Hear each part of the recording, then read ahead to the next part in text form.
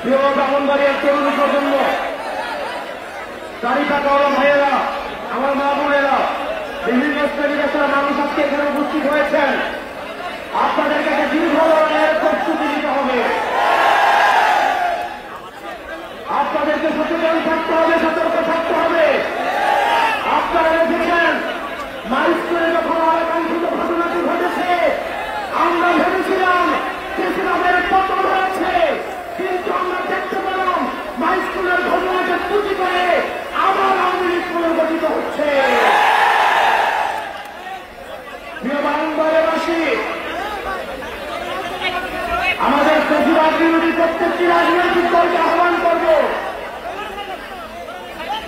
বাংলাদেশের স্বার্থে, আপনার রাজনীতির স্বার্থে, বৃহৎ বাংলাদেশের স্বার্থে বেশিরভাগ বিরোধী প্রত্যেকটি রাজনৈতিক দলকে ঐক্যবদ্ধভাবে আওয়ামী লীগকে মোকাবেলা করতে হবে। একই সাথে সাথে একই গণতান্ত্রিক উত্তরণের জন্য আমরা যে সংস্কার প্রস্তাবগুলো দিয়েছি, এই সংস্কার প্রস্তাবের আশু বাস্তবায়নের মধ্য দিয়ে একটি গ্রহণযোগ্য নির্বাচনের দিকে যেতে হবে। সেটির পূর্বে দৃশ্যমান বিচার এবং সংস্কার নিশ্চিত করতে হবে। আমাদের আপার হাউসে অবশ্যই ফেয়ার নিশ্চিত করতে হবে। প্রিয় ব্রাহ্মণবাড়িয়াবাসী, আমাদের অতীতের শাসকরা আমাদের একটা ভঙ্গুর স্বাস্থ্য ব্যবস্থা দিয়ে দিয়েছে। আপনি রাস্তায় বের হন, আপনি বাসে চাপা পড়ে মরবেন, আপনি হসপিটালে যান, চিকিৎসা অভাবে মারা যাবেন, আপনি বিমান দুর্ঘটনায় মারা যাবেন, লঞ্চ দুর্ঘটনায় মারা যাবেন।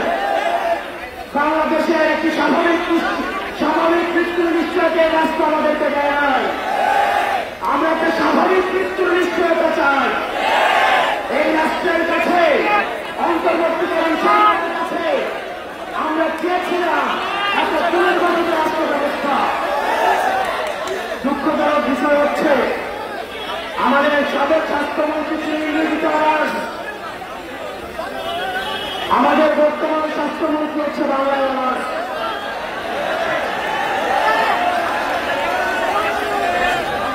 অন্তর্বর্তীকালীন স্বাস্থ্য ব্যবস্থা কোনো ছিল না। যারা দক্ষ এবং যোগ্য মানুষ ছিল তাদেরকে সরকারি বসিয়ে বাংলাদেশের মানুষকে দেখিয়ে দেওয়া উচিত ছিল স্বাস্থ্য ব্যবস্থা কেমন হওয়া উচিত।